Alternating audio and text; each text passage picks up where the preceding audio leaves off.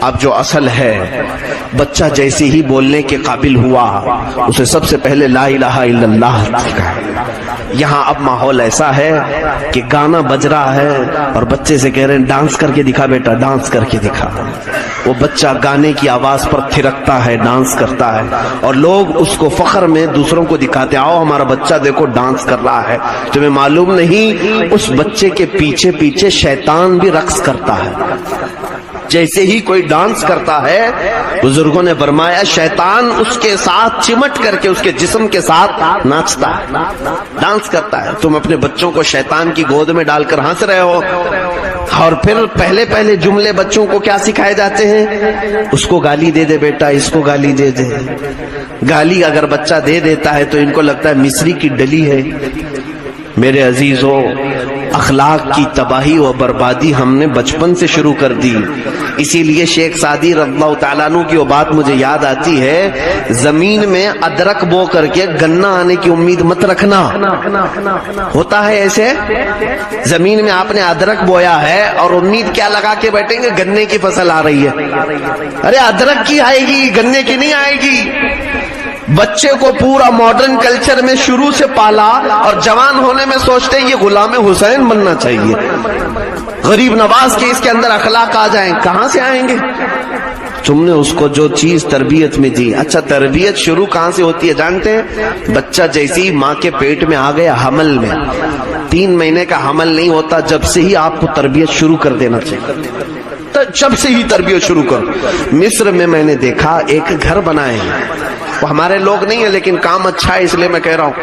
حاملہ عورتیں جتنی بھی ہیں شہر کی، وہ وہاں چلی جاتی، صبح سے شام تک وہ قرآن کی تلاوت چل رہی ہوتی ہے اس گھر میں، اور وہاں پر اولیاء کاملین اور جو ہماری امت کے اسلام کی بڑی بڑی خواتین، ان کی سیرتیں وہاں بیان ہو رہی ہوتی ہیں۔ دن پورا وہ حاملہ عورت وہاں گزار کر کے آتی ہے، 6 مہینے تک اس کے ساتھ یہ کرتے ہیں۔ کچھ اچھے گھروں والے چھٹی دیتے ہیں حاملہ عورت کو کہ جا اس کو دار المحامل یا دار الحبلہ ایسے کچھ نام ہے اس کا، کہ اس گھر پہ جاتی ہیں عورتیں۔ وہ ایک پورا بنایا ہوا ہے، ایک تنظیم نے بنا کر کے رکھا ہے ایسا گھر کہ حاملہ عورتیں یہاں آئیں، دن پورا گزارے، قرآن کی تلاوت سنیں، نعتیں سنیں اور سیرت اولیاء کی سنیں، شام میں چلی جائیں۔ کیوں؟ اس لیے کہ دیکھا گیا ہے کہ جس عورت کے پیٹ میں بچہ پل رہا ہے، وہ حمل کے دوران جو کرتی تھی وہ سب بچے کے اوپر اثر ہوتا ہے، سب بچے کے اوپر اثر ہوتا ہے۔ ہم نے سنا ہے تاریخ میں حضرت سیدنا غوث اعظم عبد القادر جیلانی رضی اللہ تعالیٰ عنہ، جب آپ کی ولادت ہوئی، آپ مدرسے کو آپ کو بھیجا گیا چھوٹی عمر میں، استاد نے قرآن شروع سے پڑھانا چاہا تو حضرت غوث پاک نے سبحان الذی اسری بعبدہ 15ویں پارے سے پڑھنا شروع کیا۔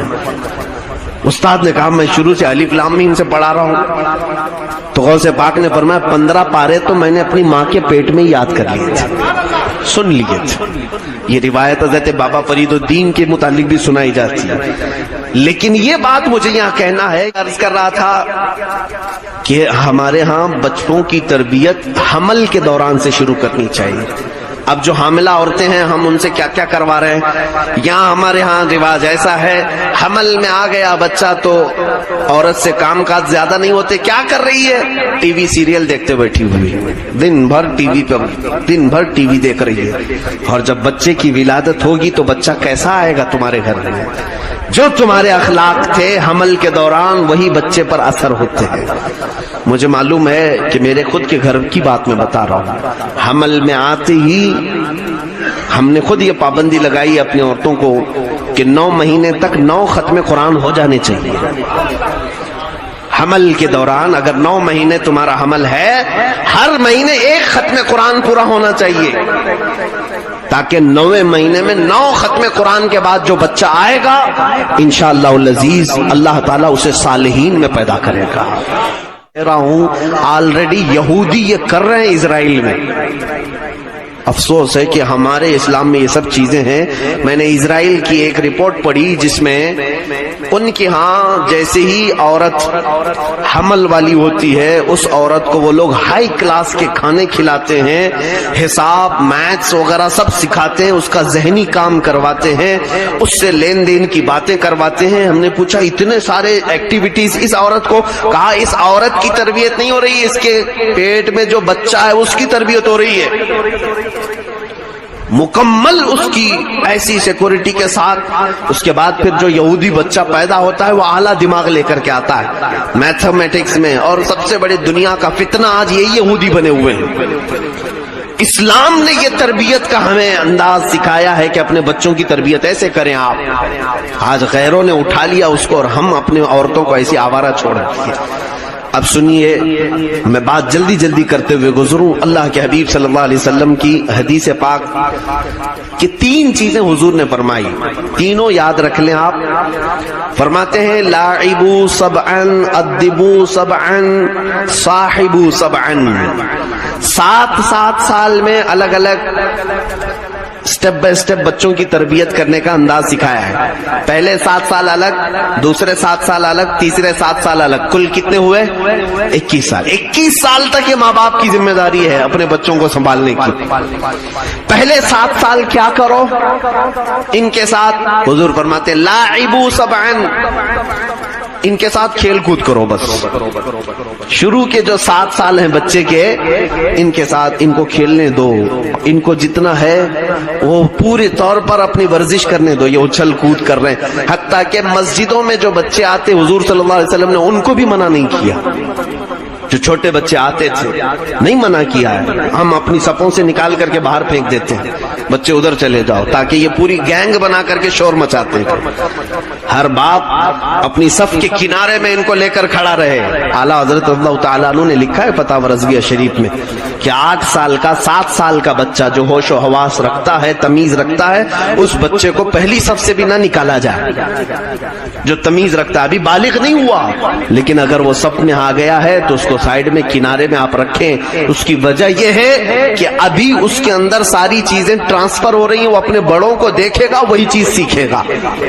اور پیچھے ڈال دیتے ہیں بچوں سے بچے سیکھ رہے ہیں ہمارے. بچوں سے بچے کیا سیکھیں گے؟ ہاں, بچے چچوں سے سیکھتے ہیں. خیر, اب یہاں پر دیکھیں 7 سال حضور نے فرمایا کھیلو ان کے ساتھ. ہم تو 3 سال پہ ہی لے جا کے اسکول میں ڈال دیے ان کو. آج تو رواج یہی ہے نا, پری نرسری, پلے گراؤنڈ, کیا کیا بنا دیا ہے. 3 سال کا بچہ ادھر دودھ چھوڑا ادھر اسکول میں چلا گیا, اور اس پر بوجھ ڈال کر کے ہم پڑھا رہے ہیں. جبکہ مجھے معلوم ہے گورنمنٹ کا بھی قانون کیا ہے جانتے ہیں آپ؟ انڈین گورنمنٹ کا لا بھی یہ ہے 6 سال سے پہلے بچے کو نہ پڑھایا جائے. 6 سال سے پہلے کی جتنی اسکولیں ہیں آپ جا کر کے معلوم کر لینا. یہ جو یو کے جی, ایل کے جی, آپ کے یہاں کیا چلتا ہے؟ یہی چلتا ہے. پری نرسری, نرسری, ایل کے جی, یو کے جی چلتا ہے. یہ سب اللیگل ہے. پوچھ لینا آپ, کسی کا پرمیشن نہیں ہوتا. ہم خود اسکول چلا رہے ہیں, میں خود ہمارے یہاں اسکول چل رہی ہے پری نرسری وغیرہ کی, اس کا پرمیشن ہی نہیں ہوتا ہے, کیونکہ قانونی اعتبار سے فرسٹ اسٹینڈرڈ سے ہی اسکول ہوتی ہے. اب پرانے لوگ پوچھیں یہ لوگ کون سی پری نرسری پڑھ کے آئے ہوئے, پہلی جماعت سے ہی تو پڑھتے تھے. بہرحال یہ یہاں سے چیزیں اب الگ ہو گئی. اب پتہ نہیں, مجھے لگتا ہے اگلے زمانے میں اب ایک اسکول ایسی آئے گی جو ہاسپٹل میں ہی آ کر کے کھڑے ہو جائیں گے, بچہ پیدا ہوا دے دو ہمیں, ہم ہی پالیں گے. سب ماں باپ اپنا بوجھ اتارنے کے لیے بچوں کو ڈال رہے ہیں. بہرحال پھر بھی اگر آپ رواج ایسا بن گیا ہے 3 سال میں اسکول میں بھیجنا پڑتا ہے تو بھیجیں, لیکن ساتھ میں اس کو زیادہ کھیل کود کی آزادی دیں, اس کے اوپر بوجھ نہ ڈالیں کسی بھی چیز کا. اب دوسرا نظام میرے آقا کا سنی, اللہ کے حبیب صلی اللہ علیہ وسلم فرماتے ادبوا سبعا. اب 7 سال سے لے کر کے 14 سال کی عمر تک خوب ادب سکھاؤ. اس کو ادب سکھاؤ, ہاتھ پکڑ کر کے لے جاؤ, نماز پڑھنا سکھاؤ, وضو کرنا سکھاؤ, بڑوں کے اخلاق, تمیز, ساری چیزیں. 7 سال سے لے کر 14 14 سال کی عمر تک جتنا ادب ہو سکتا ہے سکھاؤ. مارنے کی بھی عمر یہی ہے. بچوں کو سختی بھی اگر کر سکتے ہو 7 سال سے لے کر صرف 14 سال تک بس. اور ہم ان عمر میں بچوں کے ساتھ کیا کر رہے ہیں؟ بچہ جب 3 سال سے اسکول جانے لگا تو جب 7 سال کا ہو گیا تو پابندی کر رہا ہے تو ہم ٹینشن فری ہو گئے. سوچ لیا اب تو بچہ سیدھے راستے پر چل رہا ہے. اب اسے ادب ہی نہیں سکھایا. وہ 7 سال کی عمر میں وہ شاید دوسری کلاس میں ہوگا, تیسری کلاس میں ہوگا, تو اب ہم اس کو چھوڑ دیتے ہیں. اب پابندی سے جا رہا ہے, آ رہا ہے. 14 سال کی عمر تک اس کو کچھ پوچھا ہی نہیں ہم نے. اب 14 سال کی عمر کے بعد بچہ 10ویں میں جب جانے لگتا ہے, 16 سال کی عمر آتی ہے, جب وہ ہمارے ہاتھ سے نکلتا ہے. کیوں نکلتا ہے وہ بھی سن لیجئے آپ. اب حضور کا نظام کیا ہے؟ توجہ ہے نا آپ کی. شروع کے 7 سال اسے کھیل کود کے لیے چھوڑو, دوسرے 7 سال اسے خوب ادب سکھاؤ. اب میرے آقا فرماتے تیسرے 7 سال صاحبو سبعن, 14 سال کی عمر سے لے کر 21 سال کی عمر تک ہر ماں باپ اپنے بچوں کے ساتھ دوستی کرے. دوست بن جاؤ ان کے, بالکل بے تکلف دوست, کہ تمہارا بچہ ہر چیز تمہارے ساتھ شیئر کرنے لگے. لیکن ہم نے الٹا کر دیا. جیسے ہی بچہ 14 سال کا ہوا, ماں باپ اب اس کو آنکھ دکھانا شروع کر دیا, کان پکڑنا, مارنا شروع کیا. بچہ ہم سے دور ہونے لگ گیا, دور ہوتا رہا. ماں باپ کا ڈر آیا, ارے باپ سے یہ نہیں بات کر سکتا, میں ماں سے یہ نہیں بات کر سکتا. اب وہ کس سے بات کر سکتا ہے؟ اوباش بدماش قسم کے دوستوں سے بات کرتا ہے. پھر اس کو دوست اچھے لگنے لگتے ہیں جو راتوں میں اس کو لے جاتے ہیں, راز کی باتیں بتاتے ہیں. ابھی وہ بالغ ہو رہا ہوتا ہے, نئی جوانی آ رہی ہوتی ہے, وہ شرماتا ہے کہ اپنے اندر کچھ نئی تبدیلیاں آ رہی ہیں, میں کس سے شیئر کروں؟ ماں باپ تو ڈرا کر کے رکھے ہوئے, آنکھ دکھاتے ہیں, 14 سال کی عمر میں مارتے ہیں. تو وہ جاتا ہے بدماش قسم کے دوستوں سے, کہتا ہے میرے ساتھ ایسا ہو رہا ہے, کیا کیا جائے؟ وہ جو بدماش دوست ہیں اس کے ذہن میں پراگندگی ڈالنا شروع کرتے ہیں. اب تجھے یہ کرنا چاہیے. عورتوں کا دل دادا بناتے ہیں, گندے قسم کے اخلاق اسے سکھاتے ہیں, ہر بری لذت حاصل کرنے کے طریقے اسے سکھا دیتے ہیں. میرے عزیزو, کاش اگر ماں باپ دوست ہوتے 14 سال سے 21 سال کی عمر میں. ہم نے دیکھا ہے جو ماں باپ اپنے بچوں کے ساتھ ہر چیز شیئر کرتے ہیں, وہ بچے بھی دوستوں سے شیئر نہیں کرتے, اپنے ماں باپ سے ہی شیئر کرتے ہیں. وہ آ کر کے اپنے ماں باپ کو بتاتے ہیں, پھر ماں باپ ان کے ساتھ اچھی تربیت کرتے ہیں. یہ نظام مصطفیٰ کریم صلی اللہ تعالی علیہ وسلم کا ہے. بہرحال میں یہاں پر گفتگو کو سمیٹتے ہوئے 2 اولیاء کاملین کی بات عرض کرتا ہوں. بچوں کو اگر کچھ بنانا ہے تو کچھ قربانی بھی دینی پڑے گی. ظاہر سی بات ہے, شاعر نے کہا ہے کہ بڑی مشکل سے ہوتا ہے چمن میں دیداور پیدا ہے. یعنی اگر چمن میں کوئی چیز پیدا کرنا ہے تو بہت مشکل ہے کہ دانا خاک میں مل کر گل و گلزار بنتا ہے. ایک بیج لے لو آپ گلاب کا, ہتھیلی میں رکھو اس کو اور کہو گلاب ہو جائے, گلاب ہو جائے, گلاب ہو جائے. ہوگا گلاب؟ نہیں. اس بیج کو لے جاؤ, کیچڑ میں ڈالو, اس کو کیچڑ میں ڈال دیا, زمین میں مٹی میں ڈال دیا, دوسرے ہی دن دیکھے پودا اگایا. پھر تھوڑے دن کے بعد دیکھا اس میں پھول بھی کھلایا. اگر کوئی یہ سوچے یہ میرا بیج ہے, میں نے 50 روپے کا خریدا, اس کو میں مٹی میں نہیں ڈالوں گا, تو پھر تو وہ ہتھیلی پر ہی رہ جائے گا, گلاب کبھی نہیں بنے گا. تم اگر اپنے بچوں کو یہ چاہتے ہو میں ہتھیلی میں ہی لے کر کے چلوں گا, اسے کوئی مصیبت نہیں آنا چاہیے, تو وہ بیج کا بیج ہی رہ جائے گا, گلاب کبھی نہیں بنے گا. اس کو سختیوں کا اور مصیبتوں کا ہنر سکھانا پڑے گا. جانتے ہیں آپ, ایک کوا بھی اپنے بچے کو گھونسلے سے اڑنا سکھاتا ہے تو یہ نہیں ہے کہ اس کے نیچے اپنے چونچ کو رکھ کر کے اٹھاتا ہے کوا اور اپنے گھونسلے سے چونچ سے اٹھا کر باہر پھینک دیتا ہے. کوی اپنے بچے کو, چھوٹے سے بچے کو اٹھا کر باہر پھینکتی ہے, بچہ نیچے گرتا ہے, تھوڑی دیر کے بعد وہ کوی خود بھی نیچے آتی ہے اور اسے چونچ سے دھکا مارتی, دھیرے دھیرے اوپر چلاتا ہے, چلاتے چلاتے اڑنا سیکھ جاتا ہے. آپ سائیکل چلانا سکھاتے تو ہیں بچوں کو, ان کو مصیبتوں میں آنا سکھائیں.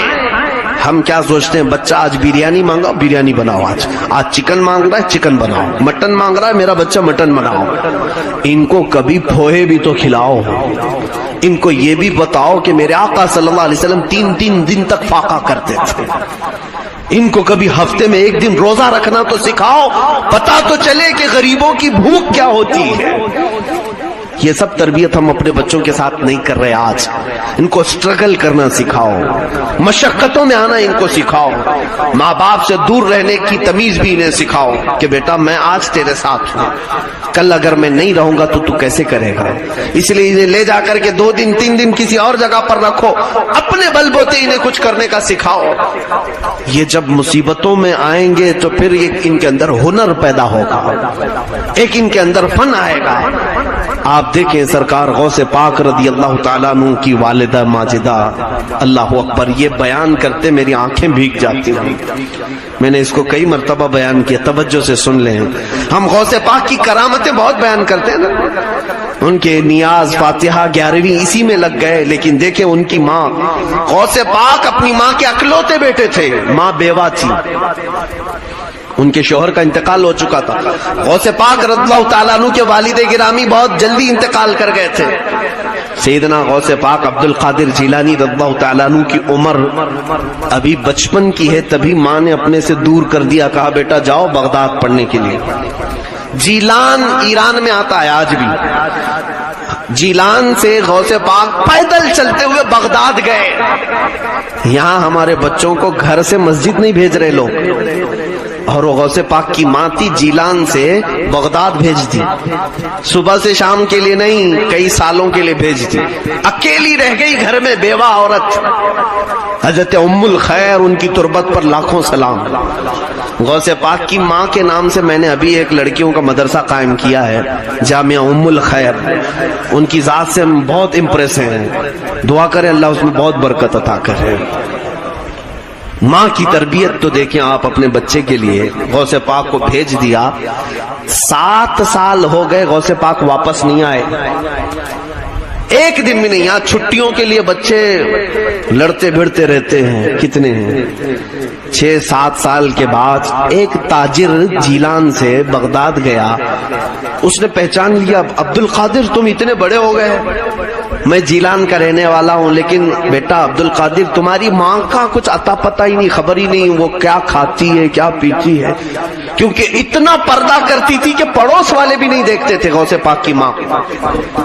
پتہ نہیں بیمار ہے کہ اچھی ہے, صحت مند ہے, کچھ خبر نہیں. غوث پاک کو اب ماں کی یاد ستانے لگی, بے قرار ہو گئے کہ ایک بار میں اپنی ماں کو دیکھ کر کیا ہوں.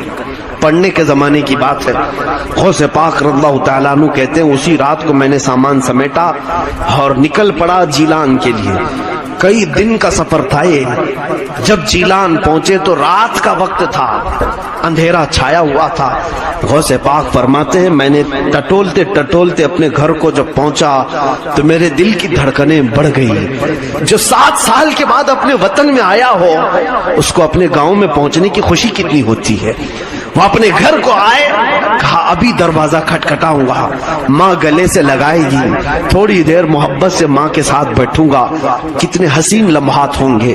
غوث پاک یہ دل میں خیالات لیے آئے اور دروازے کو دستک دیا. اندر سے آواز آئی, کون؟ ماں کی آواز تھی. غوث پاک نے کہا ماں تمہارا بیٹا عبد القادر آ گیا ہے, تمہارا بیٹا عبد القادر آ گیا ہے. ماں جلدی سے دروازے تک آئی, لیکن یہ کہا کون سا عبد القادر؟ ایک ہی تو عبد القادر تھا نا. ماں اندر سے پوچھتی ہے کون سا عبد القادر؟ غوث پاک نے کہا ماں تمہارا بیٹا عبد القادر. ماں نے کہا بیٹا یہ بتا تعلیم مکمل کر کے آیا ہے یا آدھی چھوڑ کے آیا؟ دروازہ کھولا نہیں ابھی, اندر سے ہی پوچھ رہی ہے تعلیم پوری ہو گئی یا ادھوری چھوڑ کر کے آئے ہو؟ غوث پاک نے فرمایا ماں ابھی اور 2 سال باقی ہیں. کہا پھر کیوں آئے؟ کہا تمہاری یاد بہت ستا رہی تھی, سوچا ایک آدھ دن ملاقات کر کے پھر واپس چلا جاؤں گا. اے ماں کل ہی میں بغداد کے لیے نکل جاؤں گا, بس تم سے مل کر کے جانا چاہتا ہوں. ماں نے کہا بیٹا عبد القادر الٹے قدم واپس جاؤ, تمہاری اور ہماری ملاقات انشاءاللہ قیامت کے دن ہوگی. دروازہ نہیں کھلا. غوث پاک راتوں رات دروازے سے پلٹ کر چلے آئے، بغداد پہنچے، ماں کو گھر پہنچ کر کے بھی دیکھا نہیں۔ اس ماں کا کلیجہ کیسا تھا جو اپنے اکلوتے کے لیے دروازہ نہیں کھولا، صرف اس لیے کہ میری محبت غالب آ گئی تو کہیں اس کی تعلیم پر اثر نہ پڑ جائے، کہیں اس کے علم پر اثر نہ پڑ جائے، دروازہ نہیں کھولا، واپس چلے آئے غوث پاک۔ فرماتے میں پڑھنے میں پھر مصروف ہو گیا، 1 سال ابھی گزرا نہیں تھا کہ ایک تاجر آیا جیلان سے، تجارت کرنے والا، آ کر کے اس نے کہا عبد القادر تم ہی ہو؟ کہا ہاں۔ کہا 1 مہینہ ہو گیا تمہاری ماں کا انتقال ہو چکا ہے، ہم لوگ جنازہ کفن دفن کر چکے تھے۔ غوث پاک رضی اللہ تعالیٰ عنہ روتے رہ گئے، ان کی ماں نے جو کہا تھا بیٹا جاؤ تمہاری اور ہماری ملاقات قیامت میں ہوگی، غوث پاک کی ماں نہیں ملاقات کی۔ آج ہم اپنے بچوں کو یہ سوچتے ہیں ہتھیلی پر رکھ کر کے انہیں ڈاکٹر بنائیں، انجینئر بنائیں، ان کو فلاں بنائیں، ان کو جب تک آپ سٹرگل کرنا نہیں سکھائیں گے یہ کچھ نہیں بن سکتے۔ آرام طبیعت میں رہنا ان کو سکھا، جو مانگا دلا دیا، گاڑی دلایا، موبائل دلایا، سب چیزیں، پھر آپ چاہتے ہیں کہ ہیرا بن جائے۔ حضرت بایزید بسطامی کی ماں نے بھی ایسی کیا تھا، وہ بھی اکلوتے بیٹے تھے۔ بایزید بسطامی کی ماں استاد کے پاس لا کر کے دی، کہا کہ اس کو پڑھائیا، لیکن ایسا یہ کہ بچہ میرے بغیر سوتا نہیں ہے، کیا کروں؟ میرا اکلوتا بیٹا ہے، سوتا نہیں۔ استاد نے کہا وہ میں نپٹ لوں گا، تم جاؤ گھر۔ وہ لے کر کے پڑھانے لگے۔ بایزید بسطامی دوسرے ہی دن سے شروع کر دیے، ماں ماں ماں، بچہ اکلوتا بچہ اپنی ماں کو۔ استاد نے سختی سے رکھا کہ نہیں، یہاں تک کہ 10 دن گزر گئے۔ کہا ایک بار مجھے جانے دو، اب میں بھاگوں گا نہیں مدرسے سے، مجھے صرف شام میں جانے دو اور صبح واپس میں پھر مدرسے آؤں گا۔ استاد نے ٹالنے کے لیے کیا کیا معلوم ہے؟ روزانہ وہ آدھا صفحہ سبق سناتے تھے یا 1 صفحہ، کہا 4 صفحے سبق سنائے گا تو چھٹی دوں گا۔ استاد کو معلوم تھا کہ 4 صفحے سنانے میں اس کو تو ٹائم لگ جائے گا، ٹل جائے گا معاملہ، لیکن جس کے ہاں طلب بڑھ جاتی ہے تو وہ ہر مشکل کر لیتا ہے حل۔ بایزید بسطامی کہتے ہیں صبح سے دوپہر تک، دوپہر سے شام تک بیٹھا، 4 صفحے پورے یاد ہو گئے قرآن پاک کے۔ آ کر کے استاد کو سنا دیا، استاد ٹینشن میں آ گئے کہ اس کو تو میں نے ٹالنے کے لیے کہا تھا، یہ بچے نے تو پورا کر لیا۔ اب وعدے کے مطابق کہا لیکن ٹھیک ہے جاؤ، چھٹی دے رہا ہوں، صبح تک حاضر ہو جانا۔ شام میں اچھلتے کودتے اپنے گھر گئے۔ بایزید بسطامی اپنے دروازے کو دستک دیتے ہیں، ان کی ماں پوچھتی ہے کون؟ کہا بایزید۔ کہا میں نہیں پہچانتی کسی بایزید کو۔ اندر سے ماں کہہ رہی ہے میں نہیں پہچانتی کسی بایزید کو۔ کہا ماں میں تمہارا بیٹا یہ بایزید۔ ماں نے اندر سے کہا میرے پاس ایک ہی بیٹا تھا بایزید، میں نے وہ اللہ کے ہاتھ میں بیچ دیا، میں نے وہ اللہ کے لیے دے دیا، میرے پاس اب کوئی بایزید نہیں ہے۔ حضرت بایزید بھی واپس الٹے قدم آ گئے۔ یہ ہے ہمارے اولیاء کاملین کی مائیں جو تربیت ان پر کی تھی۔ عزیزان گرامی، ویسے بات کرنے کے لیے بہت لمبی طویل گفتگو چلی جائے گی، محفل کا یہ جو سناٹا ہے جو آپ توجہ سے سن رہے ہیں، مجھے اس بات کا احساس ہے کہ آپ بریلی شہر میں ہیں۔ میں بچوں سے گزارش کروں گا، اے نونہالو، اگلا جو زمانہ آ رہا ہے، تم سے جو ننھے بچے ہیں وہ تمہارے اخلاق دیکھ کر کے سیکھیں گے۔ آج تم جو بے حیا بن جاؤ گے تو پھر ان بچوں کے کردار میں جو بگاڑ آئے گی، یاد رکھنا قیامت کے دن تمہاری بھی پکڑ ہوگی۔ اللہ کے حبیب صلی اللہ علیہ وسلم اگر سوال کریں کہ تو میری امت میں سے تھا اور تو نے میری امت کے کتنے بچوں کا آوارہ کیا، کتنے بچوں کو بگاڑا، کیا جواب دو گے؟ حضور کی امت کی اصلاح کی سوچو، ہر بچے کی تربیت کی سوچو۔ آپ یہ سوچو کہ ہمارے آس پاس کوئی خراب ماحول نہ آنے پائے۔ میں نے سنا ہے اب نوجوان نسل بالکل ماڈرن کلچر کو پسند کر رہی ہے، لڑکے لڑکیاں آپس میں چیٹنگ کرنا، بات کرنا، کالج کے ماحول بگڑتے چلے گئے۔ ہر نوجوان یہ سوچتا ہے میں ایک لڑکی کو محبت میں گرفتار کر لوں تو گویا کہ زندگی کا بڑا میں آدمی بن گیا۔ کون سی بڑی بات ہے؟ ایک عورت جو اللہ نے تیرے لیے پہلے سے رکھا ہے، اگر تم کسی لڑکی کو اپنی محبت میں فدا کر سکتے ہو، یہ کام تو کتا بھی کرتا ہے کسی کتیا کے ساتھ۔ جانوروں کو بھی اللہ تعالیٰ نے فطرت دے رکھی ہے، ہر جانور مذکر ہے مؤنث ہے۔ وَمِن كُلِّ شَيْءٍ خَلَقْنَا زَوْجَيْنِ، اللہ فرماتا ہے ہر چیز میں ہم نے جوڑ بنا رکھا ہے۔ میرے عزیز بچوں، تمہاری زندگی کا کل مقصد ایک لڑکی کو حاصل کرنا نہیں، ستاروں سے آگے جہاں اور بھی ہے۔ یہ تو تمہاری زندگی کا ایک پارٹ ہے، تمہیں مل کے رہے گا اللہ کی طرف سے. عورت تمہاری زندگی میں آ کر کے رہے گی انشاءاللہ، لیکن تم اپنا پوری انرجی اس کے پیچھے خرچہ کر رہے ہو. کاش تم اللہ اور اس کے رسول کے اس دین کے لیے تھوڑا وقت قربان کرتے، اللہ تمہیں وہ مقام عطا کرتا کہ جنت کی حوریں تمہارے آنے کا انتظار کر رہی ہوتی. تم دنیا کی عورتوں کے لیے پتہ نہیں اپنے آپ کو بدل لی ہے، اور جنت کی حوریں تمہارا انتظار کر رہی ہیں اگر تم ابا اخلاق نوجوان بن جاؤ. میں کہتا ہوں ہر امت مصطفیٰ کے غیور نوجوان تم میں سے آج ہی سے اصلاح شروع کر لو، اصلاح شروع کر لو. میں کوئی بھی شریعت کے خلاف قدم نہیں اٹھاؤں گا، ایسا کوئی قدم نہیں اٹھاؤں گا جس سے میرے نبی کی ذات پر انگلی اٹھائے کوئی اور میرے امام احمد رضا پر کوئی انگلی اٹھائے.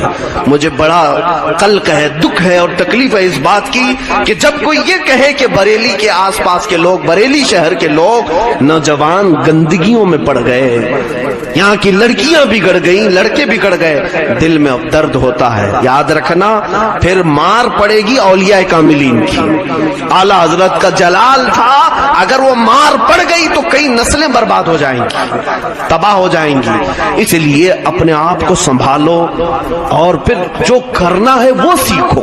انشاءاللہ العزیز پھر کبھی ملاقات ہوگی، میں نوجوانوں سے ضرور گفتگو کروں گا کہ اس فتنے کے ماحول میں آپ کو کرنا کیا ہے. اصلاح کے کام کے لیے شروع ہو جاؤ، کالجوں میں جاؤ، ان کو دعوت دو کہ تم اخلاق رسول کو اپنا لو. تم خیر امت ہو، تم پوری دنیا کے امام بنا کر کے پیدا کیے گئے ہو، پوری دنیا تمہیں دیکھ کر کے صحیح ہو جائے. مجھے یاد ہے افغانستان میں ایک لڑکا ایسا تھا، ایک لڑکا ایسا جس نے ایک انگریز عورت کی عزت بچائی تھی. وہ رپورٹر تھی، افغانستان کی جنگوں کے حالات میں رپورٹنگ کرتی تھی. امریکہ کی عورت، 4 فوجی جو اس کے ہی ملک کے تھے یا نیٹو افواج جو یورپین کنٹریز کے تھے، وہ فوجیوں نے اس عورت کو اکیلے میں پا کر شام میں زنا کرنے کا ارادہ کر لیا. 1-2 نوجوان تھے، وہ مسجد کی طرف جا رہے تھے، انہوں نے دیکھا وہ فوجیوں سے اس عورت کو چھڑا لیا، لے جا کر کے ایک کمرے میں رکھ دیا. وہ عورت کہتی ہے مجھے مسلمانوں سے بہت نفرت تھی، لیکن جب یہ نوجوان مجھے پکڑ لیے تو میں اور ڈرنے لگی. فوجی تو پتہ نہیں میرے ساتھ زنا کرتے، اب یہ تو قتل ہی کر دیں گے، مرڈر کر دیں گے. لیکن وہ عورت کہتی ہے ان میں سے یہ نوجوان ایک بار بھی میرے چہرے کی طرف نہیں دیکھا. اس نے مجھے کمرے میں رکھا، دروازہ کھولتا تھا، رات کو کھانا دے دیتا، کپڑے دیا، میرے کپڑے پھٹ گئے تھے. دوسرے دن یہ امریکہ کی ایمبیسی میں جا کر کے اس نے اطلاع دی کہ تمہارے ملک کی ایک عورت ہمارے پاس حفاظت سے ہے. ایمبیسی کے لوگ آئے اور مجھے لے کر کے گئے، مجھ سے پوچھا تو میں نے پورا واقعہ بتایا. ایسا ایسا فوجیوں نے میرے ساتھ کیا تھا، میں اخبار کی رپورٹر ہوں، لیکن اس نوجوان نے مجھے حفاظت کے ساتھ گھر لے گیا اور ایک بار بھی مجھے دیکھا نہیں. اس نے کپڑے دیے، مجھے کھانا دیا اور میں اس کی بہت عزت کرتی ہوں. امریکن ایمبیسی نے کہا اس کو ہم انعام دیں گے. اس نوجوان نے کہا مجھے انعام تم سے نہیں، تاجدار مدینہ سے چاہیے، مجھے میرے نبی سے انعام چاہیے. اتنا اس نوجوان نے کہا اور وہاں سے نکل گیا. وہ لیڈی امریکہ واپس جا کر کے آرٹیکل لکھتی ہے اور کہتی ہے لوگوں گواہ ہو جاؤ، میں نے اپنی عزت کی حفاظت اگر کہیں دیکھی ہے تو وہ اسلام میں ہے. اسلام کو اس نے ایکسپٹ کیا، قبول کیا. ایسا کوئی نوجوان بن جائے، ایسا کوئی جوان بن جائے جس کے اخلاق دیکھ کر کے لوگ اسلام میں آنا پسند کریں. ایسے نہ بنو کہ تمہیں دیکھ کر کے لوگ دین چھوڑ کر چلے جائیں. اللہ رب العزت کہنے سننے سے زیادہ عمل کی توفیق عطا فرمائے. جو کہا اس پر ہم سب کو عمل کی توفیق عطا فرمائے. اے کریم خدا اس پوری بستی کو شاد و آباد فرما، یہاں کے ہر گھر کو سنت رسول کی بہاریں عطا فرما. ان کے ہر اولاد کو مولا قیامت تک عاشقان مصطفیٰ پیدا فرما. ان کی نسلوں کو گستاخان رسول سے بچا لے، اخلاق کی بگاڑ سے بچا لے. اے رب ذوالجلال یہ خوش عقیدہ سنی مسلمان جس طرح اعلیٰ حضرت کی محبت میں فدا ہیں، قیامت کے دن بھی مولا ہم سب کو اعلیٰ حضرت کے ساتھ حشر فرما، لواء الحمد میں ہم سب کو جمع فرما. وصلی اللہ تعالی علی خیر خلق محمد وآلہ واصحابہ اجمعین وآخر دعوانا الحمد للہ رب العالمین. فوراً